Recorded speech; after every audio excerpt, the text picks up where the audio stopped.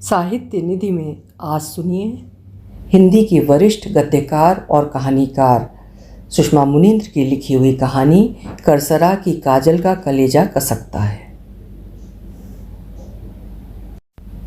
जो लोग हर स्थिति परिस्थिति में सकारात्मक भाव रखने का मानस बना लेते हैं, जानते हैं जीवन किसी का भी पूर्णतः बाधा रहित नहीं होता। इसीलिए ये लोग बाधाओं में भी काम लायक मसला ढूंढ लेते हैं। घटना खास नहीं, मामूली है। मामूली घटना ने नवेली का सकारात्मक भाव से परिचय करा दिया। जब सड़क मार्ग अच्छा था, नवेली 60 किलोमीटर का सफ़र कार से 1 घंटे में पूरा कर सतना से रीवा पहुंच जाती थी। 4 लेन बनाने के उपक्रम ने पथ को ऐसा क्षतिग्रस्त कर डाला है कि कार और कमर को समान रूप से क्षति पहुंचती है। पथ के दोनों ओर उन्नत खड़े प्राचीन आयु के वृक्ष काटने, अतिक्रमण हटाने में जो तेजी दिखाई गई थी, अनुमान था बघेलखंड जल्दी ही 4 लेन प्राप्त कर लेगा। तीसरा साल है, 4 लेन प्राप्ति नहीं हुई। अरसा हुआ नवेली ने बस यात्रा नहीं की है। लंबी दूरी के लिए रेल, छोटी दूरी के लिए कार को प्राथमिकता देती है। इस बार तय किया अपने पिता की श्राद्ध में कार से नहीं बस से रीवा जाएगी। काफ़ी ऊंची होने के कारण बस उतना न कूदेगी, लहराएगी जितना कार कूदती लहराती है। कमर को क्षति कम पहुंचेगी। बस को पहुंचेगी तो सुकून रहेगा, निजी संपत्ति नहीं है। नवेली प्रातः 9 बजे बस स्टैंड पहुंची। रीवा जाने की तत्परता में कई बसें स्टार्ट थीं। हॉर्न फूंकते चालक अपनी सीट पर यूं मुस्तैद मानो यात्री मिले न मिले वाहन हाँक ले जाएंगे। यद्यपि जानकार बताते हैं कि बस जब तक क्षमता से अधिक भर न जाए हाँकी नहीं जाती। रीवा रीवा रीवा तीक्ष्ण स्वर में चिल्लाकर लोगों को अपनी बस की ओर आकृष्ट कर रहे परिचालकों की पस्त दशा बताती थी उनका काम कितना थकाने वाला है। नवेली अबजात भंगिमा का प्रदर्शन करती हुई कुछ देर बस स्टैंड की गतिविधियों को देखती रही, फिर एक बस में चढ़ गई। दूसरी पंक्ति की खिड़की वाली सीट पर बैठते हुए लगा वो शान खो गई है जो शोफर ड्रिवन कार में यात्रा करने से बनती है। 1.5 साल की बच्ची को गोद में लिए एक देहाती युवती उसके पास आई। मैडम जी, यहाँ बैठ जाएं। शिक्षित और अशिक्षित में यही फ़र्क है। नवेली चूँकि शिक्षित जान पड़ती थी। अशिक्षित युवती ने उससे इस तरह अनुमति मांगी जैसे बस नवेली का निजी वाहन है। नवेली ने गर्व में भरकर युवती को बैठने का संकेत किया। युवती यथासंभव फासला बनाकर बैठी, तथापि नवेली को लगा उसके और युवती के स्तर में फ़र्क नहीं रह गया है। दोनों 50 रुपया टिकट वाली हो गई हैं। युवती सावधानी बरत रही थी, फिर भी उसका बादामी रंग का मोटा कपड़े वाला मटमैला झोला नवेली की भुजा से छू गया। संक्रमण की आशंका से नवेली ने रुमाल से अपनी त्वचा साफ की। संक्रमण जैसी आशंका से सर्वथा अपरिचित बच्ची नवेली की कलाई के आकर्षक कंगन को खींचने की कुचेष्टा करने लगी। नवेली कंगन छुड़ाने लगी। बच्चों में शायद प्राकृतिक ताकत होती है। उसकी पकड़ मजबूत थी। मजबूत पकड़ को हिदायत से नहीं, आग्रह से ढीला किया जा सकता है। युवती ने पुचकार कर बच्ची का हाथ अपनी ओर खींच लिया। नवेली ने देखा बच्ची के रंग उड़े भूरे बल्कि हल्के पीले कुपोषित दिखते केशों में 2-3 गुलाबी क्लिप लगी हैं। गले में काले धागे की बंधी तावीज़। नवेली खिन्नता से भर आई। गहरे सांवले रंग की कुपोषित लग रही बच्ची को कौन नज़र लगाएगा जो युवती इतनी एहतियात बरत रही है, और इसे सजाए कितना है। चूँकि नवेली बस में यात्रा करने का मानस नहीं बना पा रही थी, अतः सकारात्मक भाव भी नहीं रख पा रही थी, इसलिए नहीं समझ सकती थी कि माँ के लिए बच्चे का रंग और रंगत अर्थ नहीं रखती। बस के क्षमता से अधिक भरने पर परिचालक ने पदार्पण किया। एक यात्री जोर से बोला, कंडक्टर सुनियो, ये सीट बहुत डिस्टर्ब है, दूसरी दो। ऐसी आपत्तियों से गुजरने का परिचालक को अभ्यास है। लाल साहब, आप डिस्टर्ब हो, सीट ठीक है। पैसा पूरा लेते हो, सीट ऐसी डिस्टर्ब। उपद्रवी यात्री को उपेक्षित कर परिचालक ने अचंभित खड़ी महिला को बिलोका। मलकिन, थोड़ा पीछे जाइए, सीट है। सीट मिलेगी तो ही बैठूंगी, वरना उतर जाऊंगी, बहुत बसें हैं। सीट है, सभी पैसेंजर को मिलेगी। इधर बस चली, उधर यात्री सेल फोन पर सूचना समाचार लेने देने में दत्त हुए। किसी के सेल फोन पर कॉल आ रही है, कोई कॉल कर रहा है। सार्वजनिक स्थल पर कॉल आ जाए तो निजी बातों का खुलासा ना हो, जैसी सावधानी बरतते हुए लोग धीमे स्वर में बात करते हैं। कुछ तो हथेली से लबों को छिपाकर फुसफुसाते हैं, कुछ थोड़ा अलग जाकर बात करते हैं, कुछ कह देते हैं बाद में बात करेंगे। लेकिन आंचलिकता के अभ्यास स्वरूप बघेलखंड के लोग सेल फोन पर रहस्य को भी इतनी ऊंची आवाज़ में बताते हैं कि वो रहस्य नहीं रह जाता। पहली पंक्ति में बैठे यात्री की तेज आवाज़ नवेली के कानों में पड़ी। मैं कटिंग अर्थात हेयर कट कराऊं ना कराऊं, तुम मुझे सलाह ना दिया करो। हाँ, नहीं करा पाया। नवेली ने पूरी तरह खिन्न होकर सिर सीट की पुश्त पर टिका दी, यूं आंखें मूंद लीं जैसे ऐसा करने पर सारी आवाज़ें चुप हो जाएंगी। लेकिन बस आपका निजी वाहन नहीं है, आप आवाज़ों से नहीं बच सकते। नवेली के ठीक पीछे की सीट पर विराजमान सेल फोन कान में दबाए लड़की तेज आवाज़ में बोल रही थी। लड़की के अंदाज में नखरा, नाराज़गी, नसीहत थी। बात चरम पर आ चुकी थी। जाहिर था लड़की को किसी से बात करते हुए थोड़ा समय हो गया है। नवेली ने पहला संवाद ये सुना। ना हंसिए, आपके जैसे हंसने वाले बहुत देखे हैं। ठीक है, काजल काजल कहकर हमको तेल ना लगाइए। रीवा जा रही हूँ, वहाँ से करसरा जाऊँगी। अर्थात काजल नाम की कन्या जिला रीवा के गांव करसरा जा रही है। संवाद पुनः सुनाई दिया। नहीं, करसरा में मेरा कोई ओरा नहीं है, अर्थात वर नहीं है। कोई ना मरे तो हम करसरा ना जाएं। नवेली आवाज़ों से बचना चाहती थी, पर भेजा आसपास के संदर्भों को ग्रहण करना अपना धर्म मानता है। बाबा की श्राद्ध में जा रही हूँ। अच्छा, तो आप भी श्राद्ध खाने जा रही हैं? कटनी? ट्रेन में हैं? मानव चित्त चंचल होता है, यूं ही नहीं कहा गया है। नवेली नहीं सोचना चाहती थी, लेकिन काजल की बातें प्रेरित करने लगीं। उसे लगा सारे यात्री श्राद्ध में जा रहे हैं। पितरों की तृप्ति के लिए पितृपक्ष में 5 बलि की जाती हैं। ब्राह्मण बलि, गौ बलि, श्वान बलि, काक बलि, पिपीलिका बलि। गाय, श्वान और कौवे को टिकरिया अर्थात पूड़ी और उड़द के बड़े खिलाए जाते हैं, लेकिन कौवे ढूंढे नहीं मिलते। मोबाइल टावरों के रेडिएशन से इनकी प्रजनन क्षमता खत्म हो रही है। फसलों में प्रचुर रासायनिक उर्वरक और कीटनाशक दवाओं से मरने वाले कीट पतंगों को खाकर कौवे मर रहे हैं। संभव है एक दिन श्वान और गाय भी ढूंढे न मिलें। आप 3 दिन पहले भी श्राद्ध खाने कटनी गए थे, रोज़ कटनी जाते हैं? अच्छा, तो आपके झहुआ भर रिश्तेदार कटनी में बसे हैं। कहीं ना कहीं श्राद्ध होती रहती है, बस आप लोग ही सिहोरा में रहते हैं। धीमी आवाज़ में बातें क्यों कर रहे हैं? हम आपकी प्रेमिका नहीं है जो आप फुसफुसा कर बात कर रहे हैं, पत्नी हैं। नवेली खुद को निर्लिप्त रखना चाहती है, पर लगता है काजल नाम की एक उत्सैल कन्या यात्रा को दिलचस्प बनाकर ही दम लेगी। नवेली अनायास सोचने लगी, उधर वाला प्राणी काजल का पति है। इसकी बातें सुनकर पता नहीं किस टोन में क्या जवाब दे रहा होगा। मोबाइल का स्पीकर ऑन होता तो उधर से आते जवाब भी सुन पाती। आपके जनक जननी आपके साथ हैं, वे भी श्राद्ध खाने जा रहे हैं, तभी आपकी आवाज़ नहीं खुल रही है। वे दोनों अगल बगल बैठे हैं जो हमारी बात सुनेंगे। अरे आप वहाँ से उठकर बाथरूम के पास काहे नहीं आ जाते? अब नवेली को जिज्ञासा हो रही है। वो काजल द्वारा पूछे जा रहे प्रश्न और दिए जा रहे उत्तर के आधार पर उधर की स्थिति का अनुमान लगाने लगी। बाथरूम के पास आ गए? तभी आवाज़ खुल रही है। नहीं, मैं नहीं लजाती हूँ, अकेले नहीं जा रही हूँ, मम्मी मेरे पास हैं। मैं उनके सामने आपसे बात करने में नहीं लजाती। लीजिए, बात कीजिए, मम्मी सियोहरा वाले तुमसे बात करेंगे। अर्थात काजल के पति ने तुम भी अपने माता पिता के सम्मुख मुझसे बात करने में शर्माओगी जैसा कुछ नहीं कहा। काजल ने अपनी माता को सेलफोन पकड़ा कर संकोच में डाल दिया है। ये उनके हड़बड़ाहट से नवेली को ज्ञात हो गया। अरे काजल, नहीं, हम का बात। हाँ बेटा, साखी गोपाल, खुश रहो, आनंद रहो, जियत रहो, भगवान नीके कुशल रखें। नहीं, आप काजल की कौनो बात का नागा अर्थात बुरा न मानेंगे। जब से शिक्षाकर्मी बनी है थोड़ा फॉरवर्ड हो गई है। लो काजल से बात करो। बातों से नवेली ने समझ लिया कि काजल की माता अशिक्षित अथवा अल्प शिक्षित महिला हैं, जबकि काजल के लक्षण बताते हैं वो बहुत फॉरवर्ड है। विश्वास हो गया ना, मम्मी हमारे साथ हैं। अब नवेली का ध्यान प्रसंग पर केंद्रित होता जा रहा है। साखी गोपाल का स्वभाव कैसा होगा? मितभाषी होगा या ये इतनी वाचाल है कि उसे बोलने की गुंजाइश नहीं दे रही है?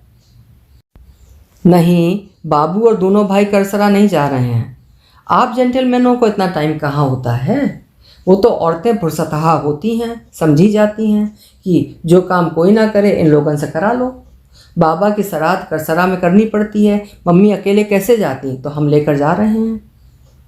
नवेली काजल की बातों पर एकाग्र होती जा रही थी कि एक यात्री ने दखल दे दिया।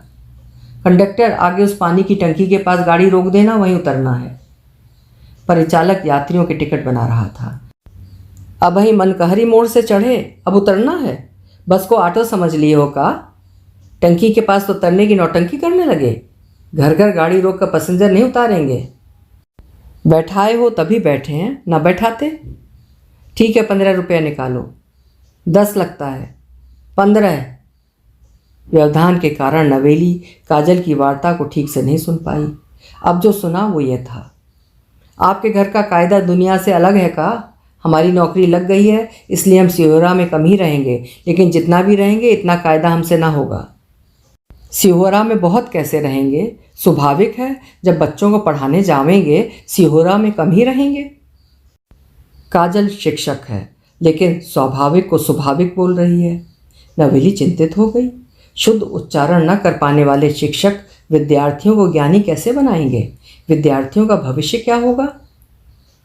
ना हंसो, आपके जैसे हंसने वाले हमने देखे हैं। नहीं, हमको नौकरी का घमंड नहीं हो गया है, हमारी ज़बान ही ऐसी है। सुनने वाले को लगता है हम घमंड से बात कर रहे हैं या गुस्से से। आप ऐसी बात कर देते हैं कि मेरा कलेजा कसकता है। हम नौकरी नहीं छोड़ेंगे। काहे छोड़ेंगे? आपकी आलीशान नौकरी नहीं है जो आप हमको पूरी सुविधा देंगे। नवेली सोचने लगी, काजल की ये अपने नौकरी के प्रति सजगता है या इसे अपने वर्चस्व के लिए जूझना आता है? ग्रामीण पृष्ठभूमि की ये लड़की बता रही है गांवों में बदलाव दस्तक देने लगा है। परिचालक फिर चिल्लाया, रोको, बहुत औरतें हैं। सड़क के किनारे खड़ी 10-15 ग्रामीण स्त्रियां हाथ लहरा कर बस रोक रही थीं। चालक ने विरोध किया, बस भरी है, इतनी औरतों को कहाँ बैठाओगे? झिरिया मोड़ पर कुछ उतरेंगे, सीटें खाली हो जाएंगी, औरतें बेचारी घाम में खड़ी हैं। परिचालक ने कुछ ऊपरी कमाई कर लेने की मंशा से बस रुकवाई, लेकिन बस में मात्र 2 औरतें चढ़ीं। बाकी दल इन 2 को रुखसत करने के लिए आया था। परिचालक को तौहीन लगी, ऐसी सवारी, अरे मलकिन थोड़ा ठाड़ी रहो, झिरिया मोड़ से सीट मिल जाएगी। नवेली अब काजल की बातों में पूरी रुचि ले रही थी। लगा परिचालक बार बार बस रोककर दरअसल उसकी एकाग्रता को भंग कर रहा है। उसने काजल का संवाद सुना। हम सच्ची बात किए तो आप बात पलट कर साड़ी का रंग पूछने लगे। टी शर्ट और जीन्स पहने हैं। अर्थात गांवों में जीन्स और टी शर्ट वाली आधुनिकता आ गई है। काजल अपने स्तर पर आधुनिक होने के साथ निश्चित रूप से सुंदर भी होगी, तभी तो साखी गोपाल नाच उठा रहा है, वरना मोबाइल ऑफ कर देता। हमारी याद आ रही है इसलिए साड़ी का रंग पूछ रहे हैं। हम 15 दिन बीमार रहे, महीना भर कमजोरी रही, तब याद नहीं आई। आप एक दिन को ना आए, जनक जननी ना आने देते होंगे। गमन अर्थात गौना नहीं हुआ है, इसलिए हम सिहोरा नहीं आ सकते, पर आप तबीयत देखने आ सकते थे। जितनी रोक टोक नियम कायदा है सब लड़कियों के लिए है, लड़कों को तो छूट ही छूट है। अब नवेली की समझ में आ रहा है, गौना नहीं हुआ है अर्थात साखी गोपाल पूरी तरह पति नहीं बना है, इसलिए इसके तैश में उसे रोमांच मिल रहा है। पति बनते ही बराबरी खत्म कर देगा, दबाव बनाएगा। ये जिन कायदों को मानने से इनकार कर रही है इसे मानने पड़ेंगे, नहीं मानेगी तो रंजिश होगी। आप फिर बात पलट कर पूछ रहे हैं मौसम कैसा है? वही है जो कटनी और सिहोरा में होगा। कटनी सिहोरा रीवा में बहुत दूरी नहीं है, जाने ना, समझे ना। झिरिया मोड़ वाले आगे आ जाओ। काजल की बातों को लेकर नवेली की चेतना पूरी तरह जागृत हो चुकी है। लगा बार बार व्यवधान देकर परिचालक साजिश रच रहा है। 15 यात्री उतरे। इस बीच साखी गोपाल ने क्या कहा, काजल ने क्या जवाब दिया, जानने से नवेली साफ तौर पर वंचित रह गई। काजल कह रही थी, आपकी आदत को हम जानते नहीं क्या? आप हमको टाइम को टाइम कॉल करते हैं, आज हम कर दिए तो कहते हैं अब बंद करो। हम समझ रहे हैं पैसा कट रहा है, पर आप बैलेंस की चिंता ना करो। नहीं, हमारे पास बहुत पैसा नहीं हो गया है, ना ही हमारे बाबू के पास है। होता तो आपके बाबा शादी में रिसा न चाहते। सुन लीजिए, आपके बाबू आए, हमारे घर में नया ट्रैक्टर खड़ा देखा तो हुलहुला गए कि ट्रैक्टर वाला आदमी है, दहेज अच्छा देगा, बारात का स्वागत अच्छा करेगा। अच्छा किए भी, पर आपके बाबा रिसाए रहे। बाबू ट्रैक्टर का लोन आज भी नहीं चुका पाए हैं।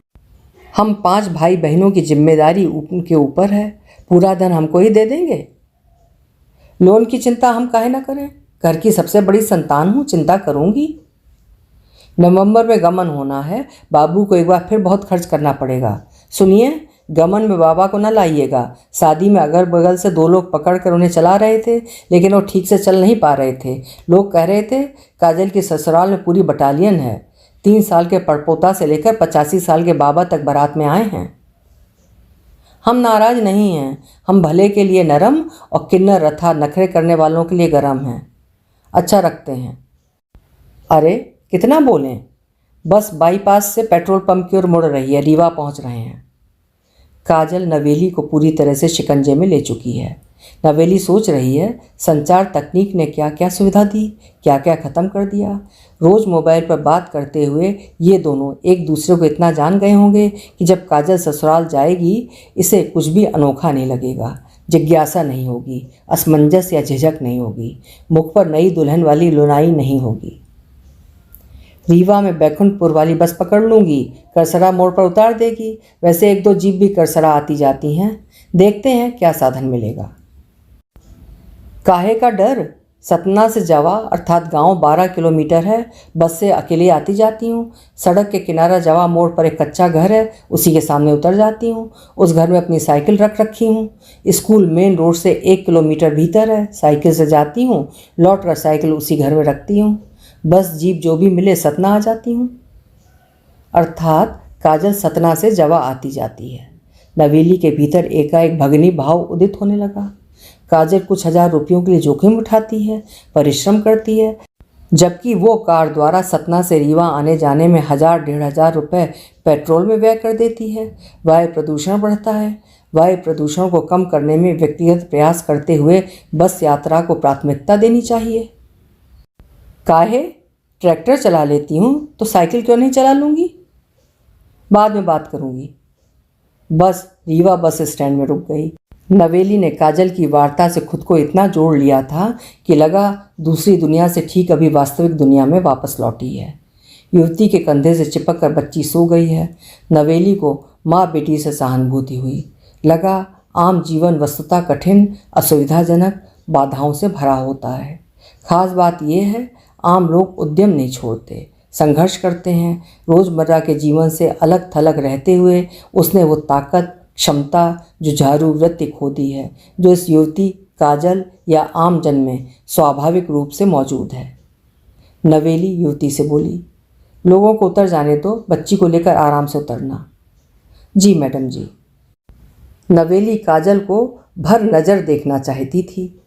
काजल ने सफ़र को रोचक बनाया या नहीं बनाया, लेकिन नवेली का ध्यान उन झोल झटकों की ओर बिल्कुल नहीं गया जो लगे होंगे।